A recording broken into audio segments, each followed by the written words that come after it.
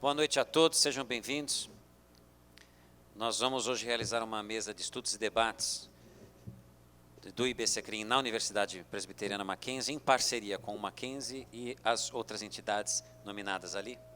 E antes de dar início aos trabalhos e passar a palavra para a presidenta da mesa, doutora Andréia, eu gostaria apenas de fazer uma menção ao grupo de estudos em Direito Penal, que nós temos aqui na universidade, vinculado à Faculdade de Direito.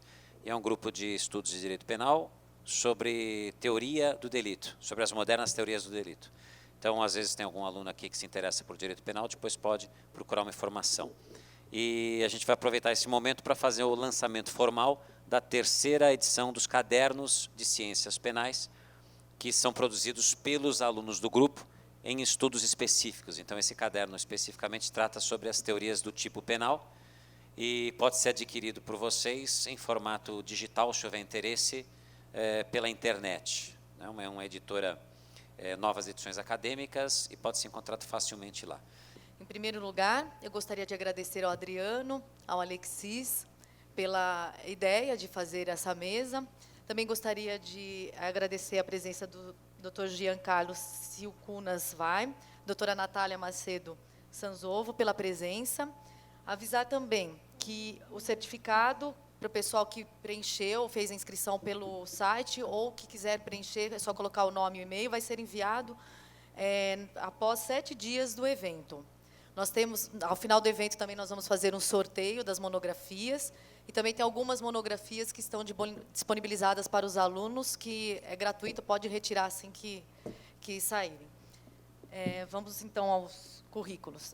Doutora Bruna Angotti, ela é professora da Universidade do Mackenzie, membro do Comitê Nacional de Prevenção e Combate à Tortura, coordenadora-chefe do Núcleo de Estudos e Pesquisas do IBCCRIM.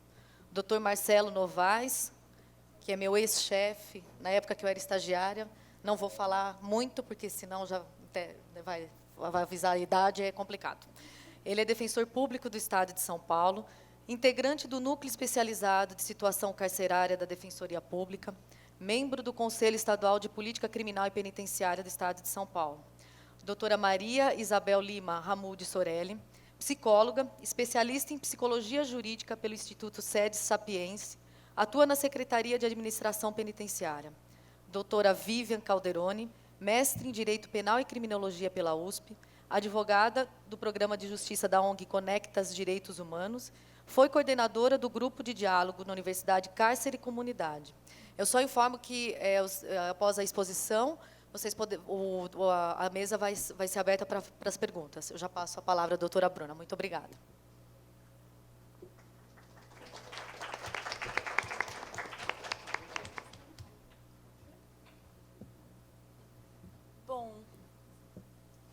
Boa noite a todas e a todos. É um prazer estar aqui duplamente em casa, porque sou professora da casa e também sou coordenadora do Núcleo de Pesquisa do IBCCRIM, então é um encontro muito legal para mim. Gostaria de agradecer, primeiramente, o convite, professor Alexis, o Giancarlo, Andréia, muito obrigada mais uma vez, e cumprimentar os membros da mesa. O tema que a gente vai trabalhar hoje é um tema extremamente pesado e adoraria que a gente não tivesse que ter de falar sobre isso em 2014.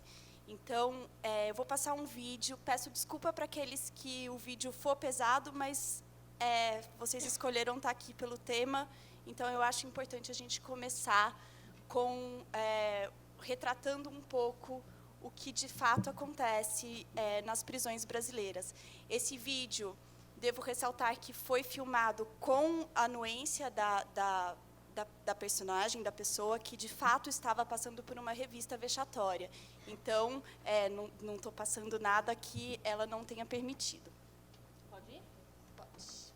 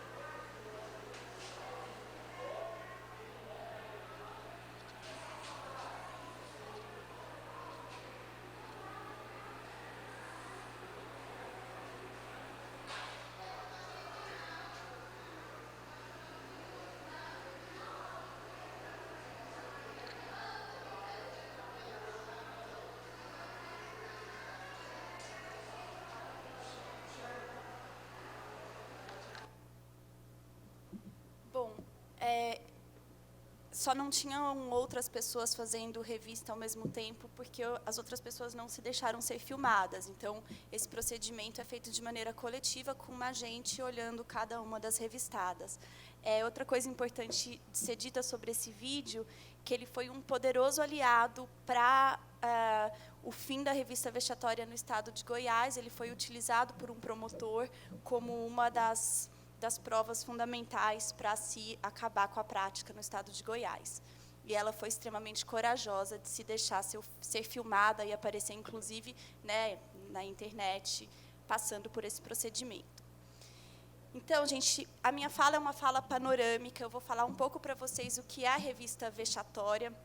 É um procedimento pelo qual visitantes nos presídios, nas fundações casa, bem como os próprios presos e presas, e socioeducandos, em que são obrigadas a se desnudar, realizar agachamentos e ter sua genitália inspecionada.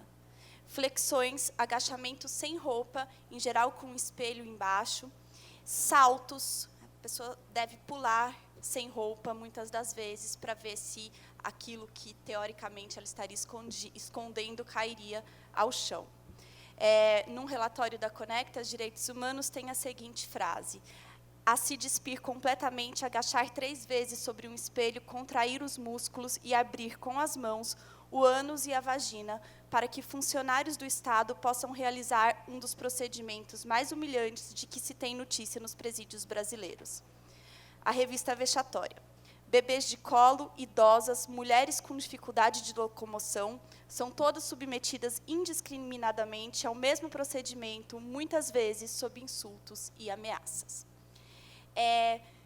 Eufemisticamente, esse procedimento é chamado de revista íntima, eufemisticamente porque nós, do movimento social, nós, né, que batalhamos contra ele, o chamamos de revista vexatória, vexatória justamente por ser humilhante.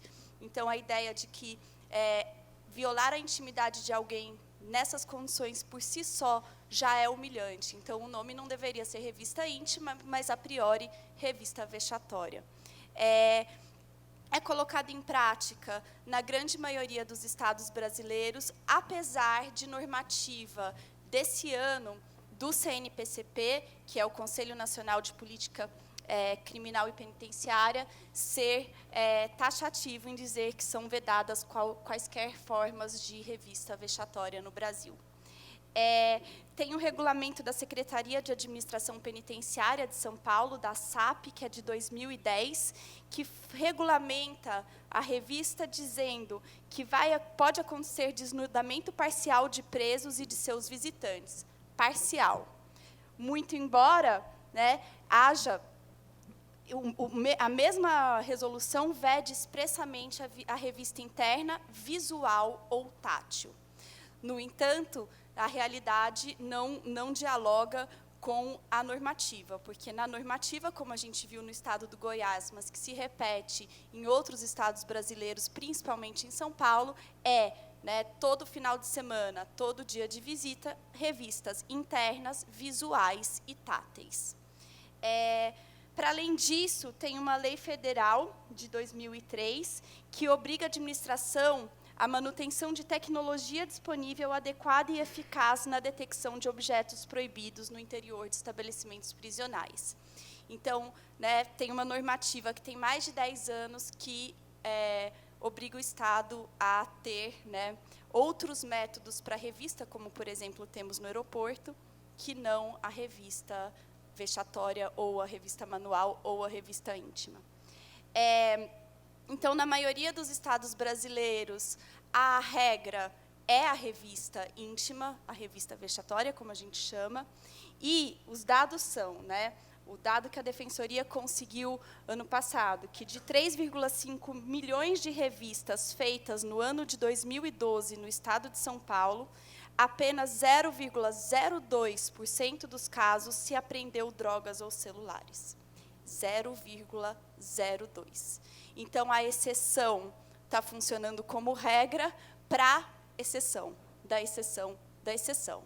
Então, assim, os dados são realmente impressionantes, e a gente pode dizer que esses dados se repetem ao longo do Brasil. Eu não trouxe uma lista exaustiva, mas já existem outros dados que mostram essa excepcionalidade do que se apreende ao longo da revista vexatória.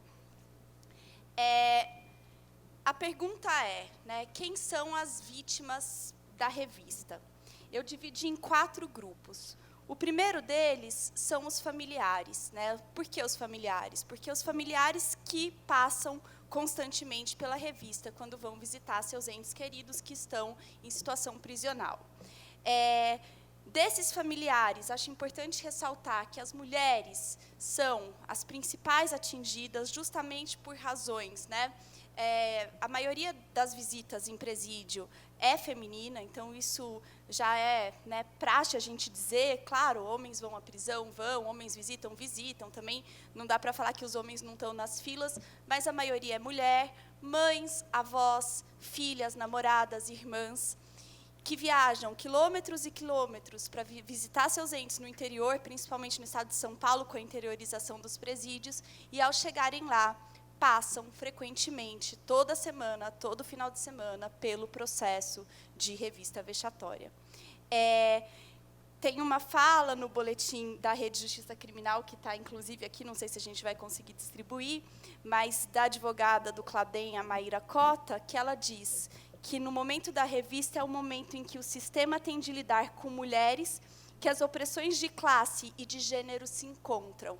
Então, evidentemente, que na fila do presídio a gente está falando de mulheres pobres, né, e a gente está falando de mulheres em um Estado extremamente violador dos direitos das mulheres e extremamente violador dos direitos das pessoas de baixa renda. Então, quando essas duas coisas se somam, o descaso é absoluto, como a gente pôde ver no vídeo.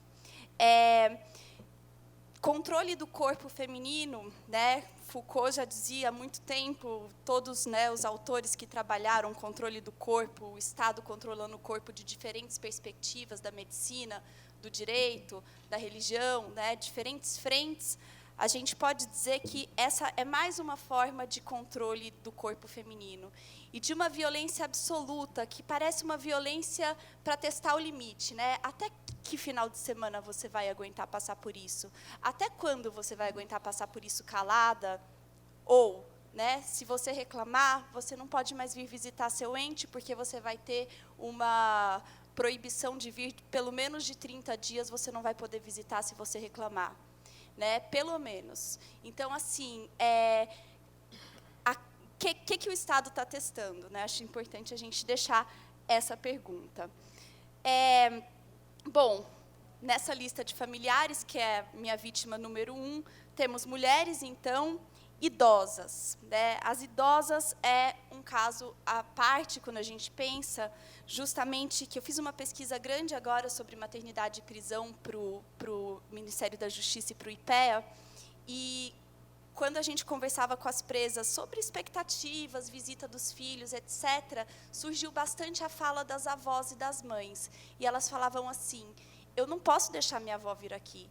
Como a minha avó vai tirar a roupa? Como a minha avó vai pular? Como a minha avó vai agachar? A minha avó é evangélica. A minha avó não tira a roupa nem na frente do meu avô. Como a minha avó vai tirar a roupa na frente desse tanto de mulheres? Né? Então, essa fala apareceu algumas vezes e foram falas bem pesadas. Por exemplo, minha mãe não aguenta isso não, por isso parou de vir me ver, eu não a culpo, uma delas disse. E a outra: minha avó é bem tratada, ela fica sempre de calcinha, ninguém a obriga a ficar pelada.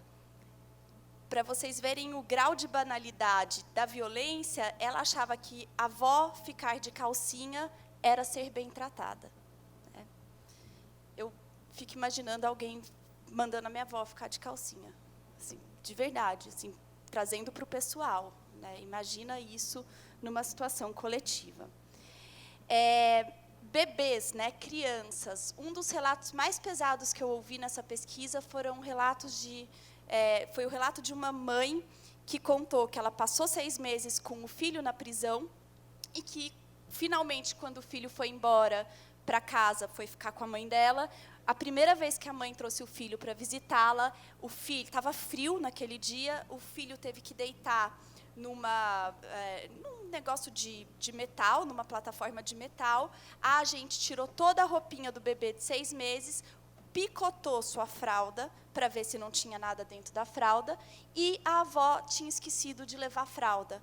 Então, o bebê passou o dia inteiro sujando a própria roupa, no frio, porque ele teve a fralda dilacerada ao longo da revista vexatória. Recente matéria da agência pública mostra que crianças assistem as mães se despindo e depois também se despem. Então, uma entrevistada disse: meu filho não é bandido, ele tem apenas 5 anos e o Estado quer castigá-lo, como castiga o pai, que já está preso e já está pagando pelo que fez.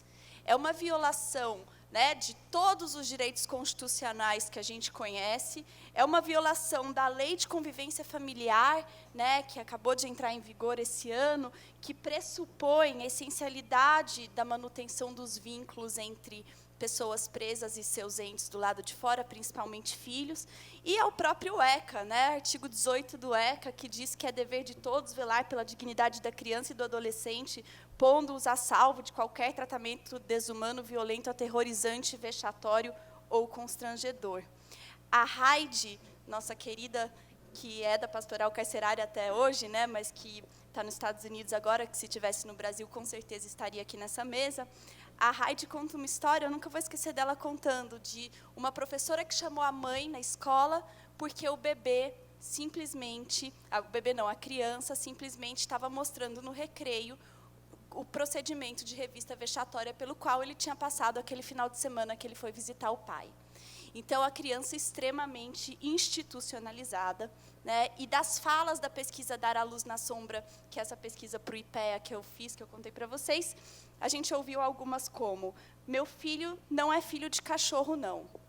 E a outra disse: meus filhos mesmo dizem que é muita humilhação. Fico com vergonha de exigir que passem por isso. A minha menina tem 15 anos e passa humilhação. Meu menino tem 10 e também é revistado. Humilhação. E outra reforçou que tem medo dos filhos serem revistados e, portanto, fazia mais de 5 anos que não os via.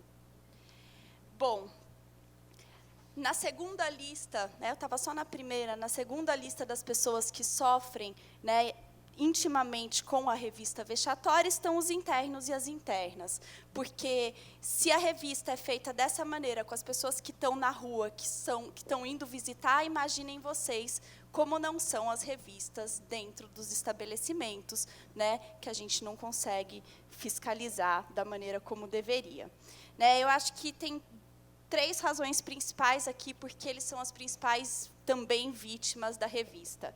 A ausência de visita, óbvio, se a revista está tirando a visita, porque a visita não suporta passar pela revista, ou o detento e a detenta não querem que seus familiares passem por aquilo, evidentemente que eles estão perdendo o direito de convivência familiar que eles têm. Outra coisa, a visita é fundamental para promover acesso à justiça, né, muitas vezes por meio da visita, do diálogo com a família, que se consegue chegar à defensoria, que se consegue chegar ao advogado. E outra coisa essencial é a kit higiene. A gente sabe que o Estado não disponibiliza kits de higiene para os detentos e detentas, então é a família que leva o jumbo. Se ele não recebe visita, ele não recebe jumbo. Então, uma presa da pesquisa disse: meu pai não vem porque é muita humilhação, mas eu fico sozinha. Outra coisa, violação neles mesmos, evidentemente, como eu disse, se os familiares passam por isso de fora, imagina como eles não devem passar por dentro, de dentro da prisão. E eu acho que é muito importante falar sobre as internas, mais uma vez, o quanto isso não recai sobre o corpo feminino e sobre, né, todo esse controle, imaginem vocês, quando a gente está tratando de internas. O terceiro grupo de atingidos pela revista, a gente pode dizer que são os próprios agentes. Né? No boletim da Rede Justiça Criminal que está aqui, tem 3 entrevistas com agentes, e as 3 agentes dizem: é extremamente humilhante para a gente também fazer alguém passar por um procedimento como esse. Então, né, a gente, muitas das vezes, a gente se preocupa tanto, evidentemente, com a população prisional que tem tantos direitos violados, e a gente esquece de pensar também nos agentes que também são vítimas, né, de um Estado extremamente violador, que é o empregador deles. E, por fim, né, não poderia deixar de mencionar a sociedade como um todo. Né, que vergonha a gente viver num lugar que tem revista vexatória, que horror, né, que idade média, que precário. Então, assim, às vezes eu penso, né, teve uma audiência pública na Defensoria no meados do ano, e teve uma fala muito bonita, muito dura, né, de uma irmã ou namorada de um detento, não me lembro, e na fala dela, ela falava: eu sou estuprada todo sábado. Eu sou estuprada todo sábado. Quando eu tiro a minha roupa, quando encostam em mim, né, quando furam o bolo que eu fiz com todo amor e carinho, e picotam o bolo que eu fiz, e eu entrego aquele pedaço de miolo de bolo para a pessoa que eu fui visitar, eu sou estuprada todo final de semana. E eu não posso deixar de pensar isso aos sábados, quando eu acordo e está sol, e eu falo: nossa, hoje é dia de visita na prisão.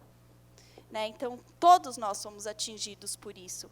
Recentemente, o jornalista Bruno Paes Manso disse o seguinte: o dinheiro do meu imposto, longe de ajudar na segurança pública e me deixar mais protegido, está sendo usado para humilhar mulheres e crianças e para incentivar a perversidade de funcionários públicos. A Heidi dizia, né, mas dizia quando estava aqui no Brasil, ela dizia bastante o seguinte, que o dia que a gente acabar com a revista vexatória, a gente vai quebrar um pedaço dos muros da prisão. É uma maneira de começar a quebrar os muros da prisão. Eu lembro muito dessa fala dela. E aí, gente, eu acho que é importante dizer que o Estado, nesse procedimento, vai testando o limite de todos nós. Né? É um teste. Até quando? Né? Até quando aguentamos? Até quando, né, o poder público não se manifesta? Até quando a gente vai desrespeitar a normativa internacional? Até quando a gente vai desrespeitar a Constituição? Até quando a gente vai violar pessoas? Eu acho que é, na verdade, um grande teste. Só para rapidamente elencar, eu acho que vocês já podem ter imaginado, a maioria é estudante de direito, mas não custa dizer que, né, esse procedimento viola direitos e garantias fundamentais, dentre eles, né, dignidade humana, evidentemente, não tem nem o que ser dito, direito à intimidade, inviolabilidade da honra, pessoalidade da pena, não ser submetido a tratamentos cruéis, desumanos e degradantes, e desrespeita o direito à visita, né, previsto na LEP e também em outras legislações. A Organização das Nações Unidas, a ONU, já se manifestou em diferentes momentos, principalmente nos relatórios do Comitê contra a Tortura, já se manifestou sobre a revista vexatória no Brasil, né, já disse que é extremamente degradante e que tem que acabar. Então, tem vários relatórios que falam isso. Se vocês quiserem, depois eu passo os números para vocês. Tem um relatório sobre a proteção de mulheres contra a tortura. As próprias regras de Bangkok já dizem que são inaceitáveis revistas desse tipo. A OEA, que é a Organização dos Estados Americanos, tem alguns julgados importantes. Dentre eles, a Corte Interamericana concluiu que o exame vaginal com dedo constitui uma violação e os efeitos dessa prática constituem tortura. Então, a OEA já reconheceu que a revista vexatória com revista tátil é tortura. Né? Então, eu lanço de novo mais uma pergunta. A quem interessa a manutenção da revista? Se aquilo que entra no estabelecimento prisional não entra pelos visitantes, como a gente pôde ver nos dados de 0,02%, como entra? Então, a quem interessa a fachada da revista? E a quem interessa, mais do que isso, a violência da revista? Quem estamos não me incluo, mas quem estão humilhando, né? Por que estão humilhando? Acho que essa pergunta é fundamental. E mais do que isso, né? O que passa às margens da revista e, por fim, né, a resposta de que a parte fraca é sempre a parte mais violada. Para terminar, gente, eu acho que a gente está num momento de recrudescimento penal, né? A gente está num momento tenso no que diz respeito ao aumento de pena, demanda por mais presídios, aumento da malha prisional, privatização de presídio, né? Todo esse debate que a gente teve que encarar nas eleições engolindo muito seco. E eu acho que a gente, no entanto, a gente tem também, do outro lado, sempre na resistência, alguns suspiros interessantes. Eu acho que a gente tem agora, com a criação do Comitê Nacional de Prevenção e Combate à Tortura, logo da instauração do Mecanismo Nacional de Combate à Tortura, um excelente aliado no Brasil para trabalhar a temática. Temos, né, nossos sempre resistentes defensores públicos, temos a Rede de Justiça Criminal, as organizações de direitos humanos, ITTC, Conectas, as organizações de base que estão numa luta, né, Mães de Maio, 2 de Outubro, eu acho que a gente tem uma resistência cada dia mais empoderada para tentar dar conta disso. Então, eu acho que os meus companheiros e minhas companheiras de mesa vão falar mais sobre essas resistências e tudo que tem sido feito. A minha fala era mais um panorama para a gente começar a conversa. Obrigada. Pensei um pouquinho em como formular essa fala com bastante cautela, com zelo, né, que é pertinente ao tema, e com a seriedade que lhe caracteriza. E aí eu pensei um pouquinho nos pressupostos, né? E como pressuposto, a primeira coisa que eu tomei cuidado foi de observar a própria divulgação do evento. Então, aí, na própria descrição do evento, colocava um pouquinho a questão do preceito constitucional, que veda a possibilidade da pena passar da pessoa do condenado, né? Então, esse foi o primeiro ponto que me chamou a atenção, que é um ponto que eu já vi inúmeras vezes, em inúmeros relatórios, em inúmeros outros debates, que é uma realidade. Eu vou passar bem por cima a respeito dessa caracterização. Eu vou falar bastante da questão da humilhação social, que é um termo cunhado por psicólogos, né, que é um pouco a minha área. Vou falar da questão da exclusão, né? Vou apontar a importância da gente olhar para as divergências, para as tensões e para os conflitos que fazem parte de todas as relações sociais, mas que parecem estar acentuados, né, em relações discrepantes. Vou falar da violência endêmica, de como que isso parece ser visceral nessa instituição.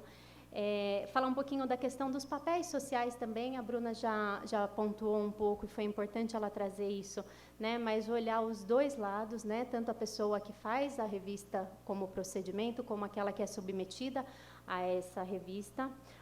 A questão da segurança, que obviamente perpassa todo esse complexo tema.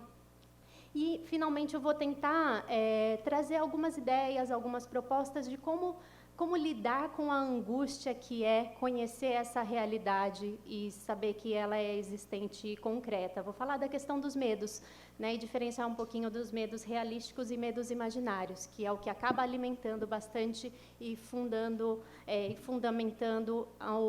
o que se usa como argumentos, né, da necessidade desse procedimento. E aí, como eu disse, começando, já falando um pouquinho da questão de uma pena a mais, né? Por que uma pena a mais? Por que a pena não pode passar da pessoa do condenado? Por que quando a gente fala da revista vexatória, a gente está usando essa terminologia, né? Aí fui resgatar um pouquinho a ideia do vexame, né? A gente sabe que o vexame é uma coisa que tem capacidade de vexar, é aquilo que envergonha ou humilha, né? Então, vai caminhar bastante paralelamente com a ideia da humilhação, o que pode causar dor, opressão, desonra, ofensa moral. A Bruna também já apontou, mas a questão da revista ser chamada nas unidades prisionais por revista íntima, né? A gente sabe que isso, inclusive, é um recurso linguístico que, por mais que talvez não tenha uma intenção declarada, ela tem um subterfúgio de amenizar um pouquinho a dor que é ouvir revista vexatória, né? Então, mesmo para os funcionários ou para as pessoas que estão cotidianamente naquele lugar, usa-se esse termo revista íntima e que parece não ser tão assustador e não ser tão escancaradamente complicado quanto o termo revista vexatória. E aí a gente vai passar um pouquinho pela ideia de que qual é a diferença entre justiça e vingança, né? Eu gostaria de acreditar num posicionamento diferente, mas me parece que a realidade é que grande parte da sociedade em geral, principalmente do que é passado pela mídia, é um clamor social de vingança e não uma necessidade verdadeira de justiça. E a parte difícil dessa ideia é saber que, inclusive, muitas das pessoas que clamam por vingança fazem parte de uma realidade social bastante prejudicada e danosa, né? E eu espero conseguir, com o conceito de humilhação social, conseguir colocar isso e acomodar isso um pouco psiquicamente falando, dar um lugar para entender um pouquinho como que é diverso e como é ambíguo e contraditório essas questões. Então, nesse sentido, quando a gente fala de que a pena é um sofrimento, a gente tem a ideia errada, né, de que a pessoa tem que pagar pelo aquilo que ela fez, sofrendo, né, e, por consequência, estender esse sofrimento aos seus familiares ou ao seu contexto. O sofrimento, ele é uma carga emocional muito alta que está diretamente ligado à vingança, né? Se nós conseguíssemos amadurecer um pouco e ter uma sociedade um pouco mais humanizada, nós conseguiríamos pensar na ideia de pena sem tamanho sofrimento, né? Que é um pouco o que tenta se caminhar com as ideias das penas alternativas, da justiça restaurativa, né? Dando um lugar para as questões. É claro, a pessoa precisa responder por aquilo que ela cumpriu, e aí a gente entraria numa série muito extensa de argumentos, né, de como que responsabilizar ao invés de culpabilizar a pessoa, né, deixá-la autônoma e não no lugar de vítima, ela teria sim que responder, mas como responder isso, né? Por que parece que a gente precisa de uma carga tão grande de sofrimento para o cumprimento da pena, né? Será que seria possível cumprir uma pena sem tanto sofrimento? A gente sabe que, historicamente, a pena privativa de liberdade, ela surgiu na humanização das penas, né? Porque as penas eram bárbaras, eram perversas, eram de tortura, de morte, e, nesse sentido, ela veio para amenizar tanta barbárie, só que hoje parece que ela está banalizada, né? Quando a gente fala de privação de liberdade, parece, no geral, assim, entende-se que isso não é um sofrimento, você tem que impor um sofrimento a mais. Eu não sei se vocês viram, mas um adolescente da Fundação Casa foi agora, junto com outros 29 estudantes de colégios públicos, ele conseguiu ir para a final de um concurso de poesia, né? Acho que é de alguma Olimpíada de língua portuguesa. E no poema que ele escreveu, ele fala, né, de como que o valor da liberdade, né, de como que só privar de liberdade já é um sofrimento sem tamanho e um sofrimento inenarrável, né? Mas, no geral, tem-se a ideia de que privar de liberdade está fácil, precisa ser mais dolorido, né? Então, a gente precisa, em primeiro lugar, quebrar um pouco, né, isso que parece que está colado, essa ideia da vingança e esse desejo de impor sofrimento ao outro. E aí, indo mais direto ao assunto, que eu vou conseguir trabalhar um pouco mais com vocês, essa questão da humilhação social, né? Esse termo foi cunhado pelo professor José Moura Gonçalves Filho, que ele é do Instituto de Psicologia da USP, né? Ele foi orientando da professora Ecleia Bose, que é um nome de referência na psicologia social, né? E talvez vocês já tenham ouvido falar alguma coisa sobre esse professor, porque o aluno dele, o Fernando Braga da Costa, fez uma tese de mestrado sobre os garis, né? Que chama Um Estudo da Psicologia sobre a Invisibilidade Pública, que ganhou repercussão nas redes sociais, que foi um aluno que se vestiu de gari durante 8 anos. Esse trabalho dele começou como uma iniciação científica, começou no 2º ou 3º ano da faculdade. E ele se estendeu nesse tema porque ele ficou muito impactado, né? O legal da iniciação científica é isso, né? A gente se interessa por um tema, vai atrás tendo uma expectativa e, de repente, nós somos surpreendidos, né? Que é a paixão acadêmica. E a coisa se estendeu e ele chegou, inclusive o doutorado dele foi em cima um pouco disso. Mas o termo humilhação social realmente é do professor Gonçalves Filho, né? E ele fala dessa questão de que a humilhação social ele é um problema político e psicológico, né? Ele vai partir um pouquinho das raízes da psicologia social, do marxismo, da psicanálise, né? E vai definir esse conceito como sendo uma modalidade de angústia disparada pelo impacto traumático da desigualdade de classe.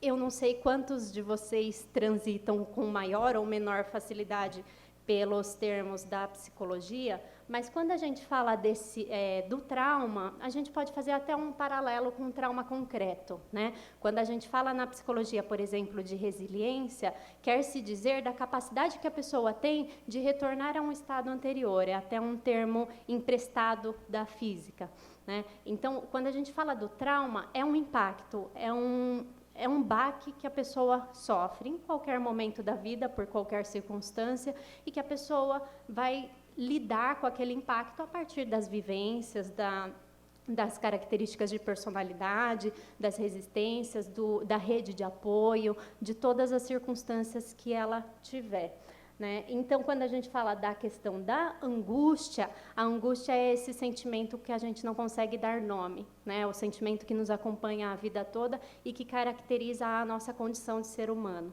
Tá? Então, quando ele fala da questão de ser um problema tanto político quanto psicológico, ele está colocando essa questão da disparidade, né, da desigualdade da sociedade de classe e falando de como que o sujeito constrói a sua identidade, internalizando vivências que não podem ser ignoradas à condição de classe. Tá? Então, ele coloca essa questão de que a vivência da classe social, ela é impactante, tá? E aí a gente vai entrar na psicanálise com um pouco da ideia do inconsciente. Muitas vezes isso não é sequer percebido.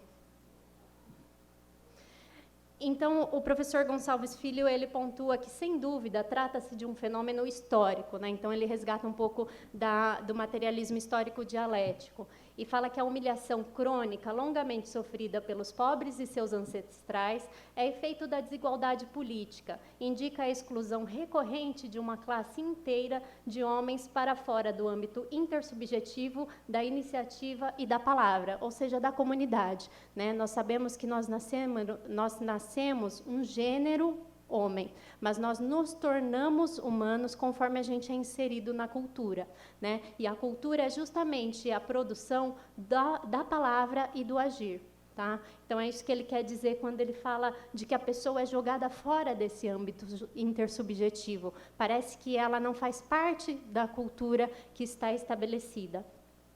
Ao mesmo tempo, ela faz parte de uma subcultura. É muito comum a gente ver outros valores, outros princípios, e aí a disparidade, inclusive a dificuldade de entender e compreender o lugar do outro e os valores do outro. Mas é também de dentro que, no humilhado, a humilhação vem atacar.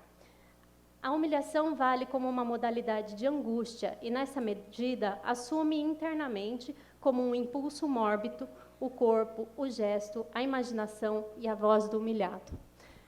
O que ele quer dizer com essa questão de que a humilhação ela também vem de dentro, isso é uma forma muito tranquila de explicar um pouco o assujeitamento da pessoa, né? Como a coisa está tão naturalizada que, muitas vezes, a própria pessoa ela acha que, sim, ela tem que passar por aquilo, porque é normal, né? Então, quer dizer, a minha avó está de calcinha, é até bom, poxa vida, ela poderia estar pelada, então a calcinha é um lucro, né? Então, a pessoa... eu lembro de uma situação que eu estava a caminho da unidade prisional e eu vi uma senhora carregando sacolas e levando o jumbo para o seu filho. E ela conversou um pouco comigo e eu perguntei como que era para ela e tudo. E ela falou, não, agora está até bom, porque antes um filho estava preso em Pinheiros e o outro em Osasco, eu tinha que levar jumbo para os dois, e um dia em cada lugar, agora eu só tenho que levar em um, então está tranquilo.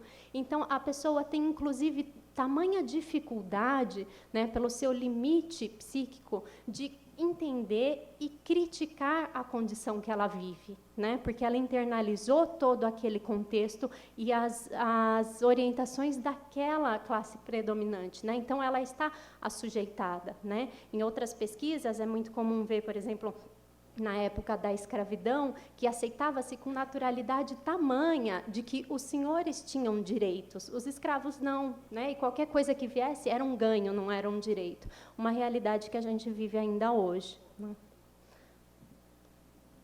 E aí, pensando um pouco na questão da humilhação social, quais são as características, né? Alguns textos trazem como sintomas, mas eu optei por usar o termo características porque a humilhação social não é uma doença, né? Quando a gente fala de sintomas, parece que se está se falando de um modelo bastante médico-psicológico, né? Eu trago como características por entender que é um fenômeno, né? É um fenômeno político, social e psicológico.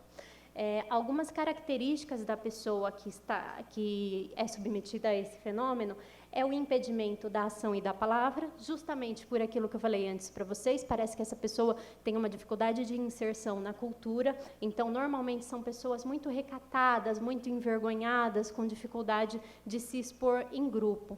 Eu não sei quantos de vocês já tiveram a possibilidade de encontrar, por exemplo, pessoas analfabetas, né, que se sentem extremamente envergonhadas da sua condição e que se retraem, né, do convívio social.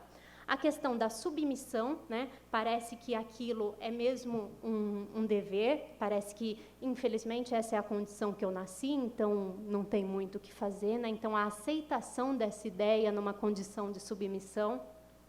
O sentimento de inferioridade, que muito dificilmente é percebido, mas que a pessoa revela em seus comportamentos. Isso é muito comum também ver, principalmente nas criações fortemente religiosas, né? A necessidade de que a pessoa esteja sempre lembrando da sua condição, entre aspas, de pecador, né? Então, que isso barra a possibilidade da pessoa conquistar alguma autonomia.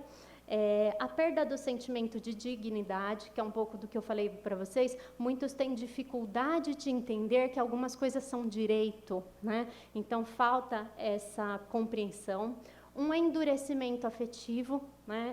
No sentido de que a pessoa desampara um pouco. O desamparo é um termo que, por mais que seja de comum, de uma forma comumente divulgada, o desamparo para a psicologia vem de estudos da psicologia comportamental, né? Que é quando o sujeito ele insiste em um comportamento e aquele comportamento nunca obtém um resultado. Então, a pessoa desampara. O que isso quer dizer? Ela desiste de se comportar, né? Então, a pessoa se torna mais retraída, mais fechada, mais isolada no seu próprio mundo. A questão da invisibilidade, que acaba transparecendo em função das características anteriores, né? E, em contrapartida, também, como eu já falei para vocês, da resiliência, cada pessoa internaliza as vivências a partir das suas possibilidades, das suas condições subjetivas e do seu meio. O comportamento reativo tem sido um pouco mais comum hoje em dia. O reativo ele é um pouco mais saudável, né? Porque é uma resposta. Então, a pessoa, ao invés de desistir de se comportar, ela se comporta de maneira agressiva, né? E aí a gente esbarra na questão da violência. É aquela pessoa que luta pelos seus direitos desesperadamente sem conseguir dar voz a esse direito. A pessoa não consegue articular, ela não consegue organizar em palavras qual é o direito que ela está lutando, qual é a conquista que ela quer. Mas ela consegue expressar num comportamento, muitas vezes violento, o desespero de ter percebido que ela está submetida a uma condição atroz. Tá? E aí, caminhando um pouco também, entendendo que está contemplada essa ideia da humilhação social, pensar nos conflitos, nas tensões e nas divergências. Porque quando a gente fala de humilhação social, espero que tenha dado para entender um pouco isso, eu estou falando de um impacto, de um fenômeno que acontece na discrepância da sociedade de classes, né?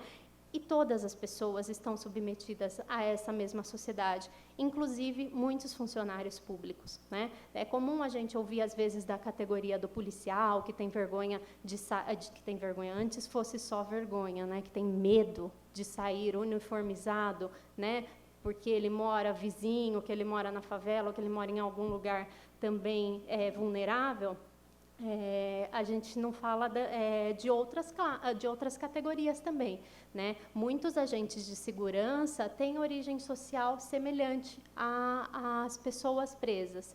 E aí vão entrar, eu não vou entrar nisso porque é um outro assunto, mas uma dinâmica também de projeção muito grande de autodefesa, que ele precisa se diferenciar tanto daquela pessoa que parece ser tão igual, que ele afasta essa pessoa, formando nessa pessoa a imagem de um monstro, né? Então, ele saiu daquela origem, mas ele é um sobrevivente, ele batalhou, ele foi procurar estudar, então você alimenta uma ideia de mérito, né? Ele é o diferente, ele é o que deu certo, ele poderia ter ido para o mundo das drogas ou do crime, mas ele é o que deu certo, né, entre aspas. Então, você alimenta essa ideia de diferença para afastar uma igualdade que está tão colada, né? Não há medo maior que o medo do espelho.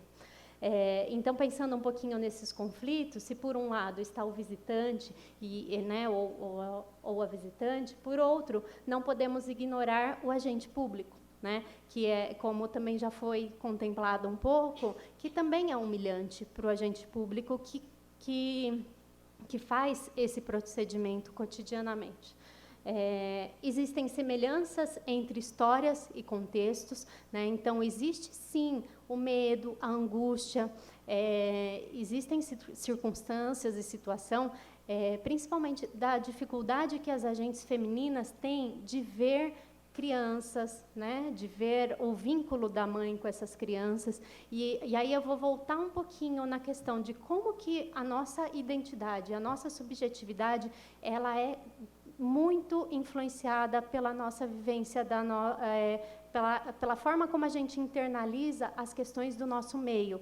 É muito comum a gente ver pessoas julgando e condenando mulheres que não demonstram ter tanto vínculo com os filhos. A gente vê as divergências mais incríveis, mas eu não sei se vocês já tiveram a oportunidade de ver, mas situações, por exemplo, de enchentes, de catástrofes, de mortes, de periferias que são desoladas por algum incidente e que, às vezes, a mulher fala assim, eu perdi 1, 2, 3 filhos, né? E, muitas vezes, as pessoas comentam, nossa, mas ela fala assim com tanta naturalidade. Gente, lamentavelmente, aquela é a realidade que ela vive. Se a mulher for morrer de angústia, de desespero, de medo, de qualquer coisa, porque ela perdeu um filho, ela não vai sobreviver para cuidar dos outros, né? Ou então, nas penitenciárias femininas, que você vê, às vezes, a mãe extremamente apegada a um filho e outra mulher que deixa o filho até no colo, assim, meio que escorregando, aí você vai ver um pouco da história dessas mulheres. Normalmente, a que está agarrando com todas as forças é o primogênito, né? Aquela que já deixa um pouco escorregando é o segundo, é o terceiro, é o quarto, porque ela sabe que esse filho vai ser tirado dela. Por que ela vai fazer um esforço mental imenso para criar esse vínculo, que muitas vezes ela acaba criando mesmo, sabendo que vai vir um sofrimento quase que na sequência para desfazer esse laço, né? Então, é importante a gente sempre olhar a dificuldade que a gente tem de compreender o outro também está na nossa internalização de valores, que está diretamente relacionada às nossas vivências e ao nosso contexto, ao nosso meio, né? A gente tem uma dificuldade muito grande de entender o que é o psiquismo do outro, pela vivência do outro, né? E aí, nessas semelhanças de histórias e contextos, entra a questão da vulnerabilidade. Muitos agentes são extremamente vulneráveis, e aí, quando você é vulnerável de uma maneira social, parece que lhe resta se fortalecer emocionalmente, né? Porque é a sua reserva de sobrevivência. Então, muitas se tornam endurecidas justamente para ter esse afastamento, porque o agente também não pode morrer de dor, de angústia, de sofrimento e de compadecimento a todo momento que for se deparar com alguma situação delicada, né? E aí a questão da dialética entre a submissão e poder é uma realidade da instituição, porque a mesma agente de segurança que é submetida a um poder bastante arbitrário, que muitas vezes determina que ela faça uma ou outra coisa e que a pune concretamente por qualquer desvio, no momento seguinte vai colocá-la numa situação em que ela está no poder, né? Estou falando tudo na condição do feminina, porque é o predominante nesse contexto, tá? Mas transitem sempre entre o agente, a agente, o visitante, a visitante. E aí, nessa dialética, eu sempre uso um exemplo bastante simples, que hoje eu acredito que não seja tão frequente, porque tem se caminhado bastante, mas é um paralelo com as universidades, né? Hoje, o que eu vejo é um pouco mais do trote solidário, de algumas campanhas de cidadania, mas acho que ainda existe, né, um trote violento, mas antigamente eu tenho a impressão que era mais comum.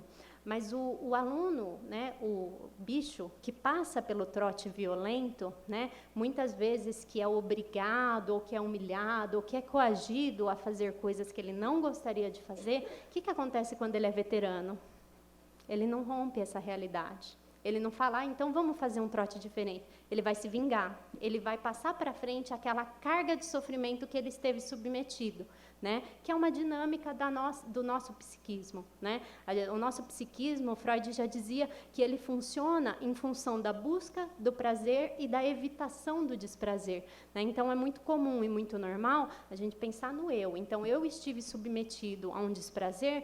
Opa, agora é minha vez de exercer o poder, o que eu vou fazer? Reproduzir essa lógica, né? Para romper um pouco essa lógica, isso exige um esforço mental maior, tá? E uma maturidade também.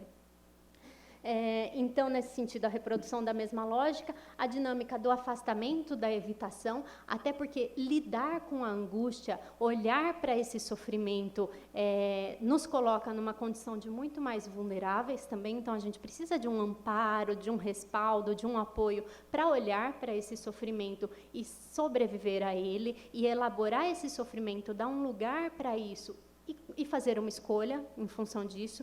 E sempre que eu converso com agentes de segurança, eu tomo cuidado de falar isso, a possibilidade de fazer escolhas, né? A autonomia, conquistar a autonomia, que é um pouco também o que acontece com qualquer conversa com as pessoas presas ou com os familiares. A gente pode aplicar essa lógica de pensamento a qualquer categoria, porque a ideia é que a gente tenha condições de conhecer os nossos condicionantes para que a gente possa fazer escolhas. Talvez não as melhores, mas as possíveis, né? E as escolhas possíveis, elas amenizam um pouco a nossa dor, né? E nos dão um sentido para aquilo que a gente está fazendo. E aí, só coloquei para mencionar, muitos de vocês devem saber que existe, né, o termo banalidade do mal, da Hannah Arendt, que pontua um pouco de como, sim, é possível que qualquer ser humano comum, banal, cotidiano, mediano, possa cometer atrocidades. É possível, né? E o efeito Lúcifer, que é do Philip Zimbardo, que é um psicólogo, não sei se vocês já ouviram falar, ele que fez aquela famosa experiência da prisão, né? Que ele simulou um ambiente de uma prisão e colocou alunos em situações, teve todo o cuidado de fazer um levantamento, uma seleção, de colocar os indivíduos com mais ou menos as mesmas características, e por meio de sorteio colocaram o papel de guarda e o papel de prisioneiro. E o experimento foi uma catástrofe, porque perdeu-se a mão na questão da violência, né? Como as pessoas que tinham assumido o papel de guarda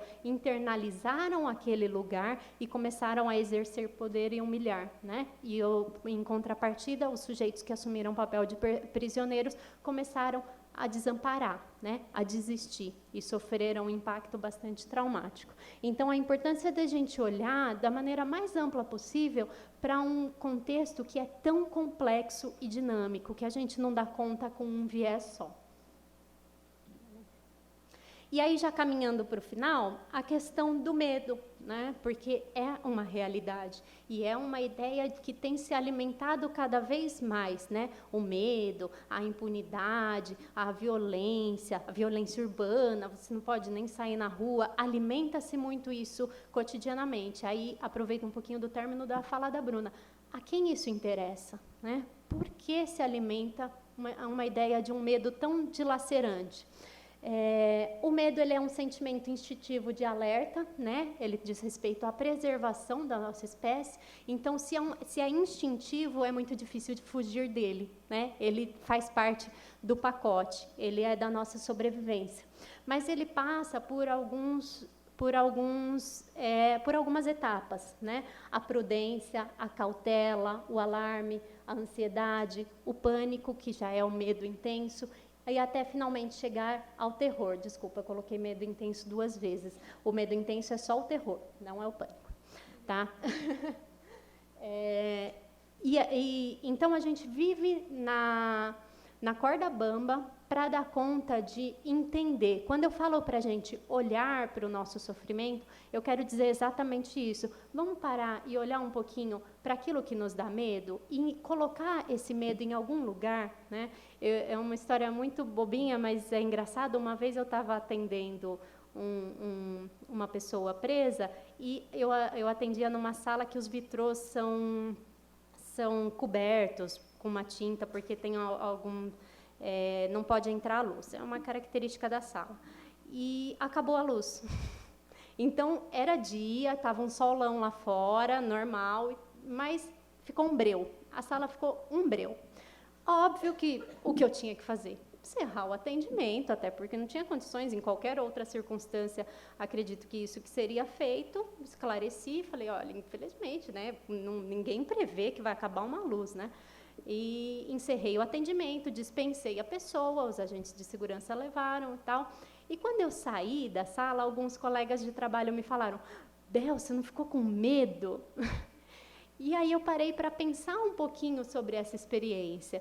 E a minha resposta foi, óbvio que fiquei. Porque no momento, qualquer circunstância, em qualquer lugar, você está dentro de um metrô, acabou a luz, a sua resposta imediata vai ser de medo, né? Você vai pensar nas piores coisas possíveis. Atentado terrorista, cortaram a luz, quebraram a fiação, caiu uma pessoa na linha, qualquer coisa, né? Aliás, a gente nem vai pensar, todos esses pensamentos vêm depois, mas o que vai impulsionar o nosso medo é esse instintivo. Primeiro a gente pensa que é um perigo, né? Depois a gente vai analisar a situação. Então, cabe a gente racionalizar um pouquinho disso. Peraí, esse medo tem fundamento? Tem sentido? Qual é o risco real que eu estou ou estava correndo em uma determinada situação? Né? E conseguir analisar esse risco real me coloca na condição de ter uma escolha a fazer, né? Então, o medo ele pode servir como estratégia de manipulação e de controle, né, que é um pouco a educação coercitiva, que é a ideia da punição. Na nossa sociedade, nós somos muito fortemente educados de maneira coercitiva, né? A gente tem que aprender, tem que estudar, ou tem que fazer alguma coisa normalmente por obrigação, ou para evitar alguma coisa ruim, é para crescer na vida, é para conquistar coisas, mas será que a gente escolhe isso? Em que medida que a gente escolhe isso, né? E a punição, muito do nosso comportamento é modelado de uma forma de evitar que algo ruim aconteça, né? E isso alimenta uma persecutoriedade e uma reacionalidade que a gente vê cotidianamente em profissionais dessa área, mas em outras pessoas também, né? Então, essa irracionalidade, que é o medo, né? Que é o terror que muitas vezes se apodera de uma maneira que foi manipulada, gera uma persecutoriedade muito grande. Então, tudo é perigoso. Então, qualquer momento pode estourar uma rebelião, ou se não tiver a revista, pode entrar arma, ou se não tiver a revista, pode entrar bomba, né? Você alimenta uma ideia assim, gigante de um medo irracional, né? E aí, a necessidade, a importância de perceber esse medo, de questionar, de compreender e, finalmente, de adequar esse medo à realidade, avaliar o risco real. E aí, já vou caminhar para o fim. Qual é a nossa tarefa, então, né? Acreditando que é possível, né? Acreditando que é possível construir algo diferente. A ideia de finalizar é essa tarefa e um desafio de construir pontes, né? A sociedade produz esse afastamento e a gente precisa reconstruir o diálogo entre relações que estão cotidianamente construídas e que se parecem tão afastadas e distanciadas. Eu termino com uma frase do professor Dr. Alvino Augusto de Sá, né? Não sei quantos de vocês conhecem o GEDUC, que é o Grupo de Diálogo Universidade, Cárcere e Comunidade, que tem a ideia justamente de aproximar o cárcere da sociedade, tornar o cárcere menos cárcere, né? Humanizar as relações. Então, o paradoxo entre a simetria e a autenticidade será sempre um desafio para um diálogo construtivo entre segmentos que guardam entre si um conflito histórico, né? Quando a gente fala do familiar, do detento, da sociedade, dos funcionários, de todos esses atores que estão nesse cenário, esses atores se relacionam. A gente precisa fazer com que esses atores conversem entre si. Tá bom? Muito obrigada.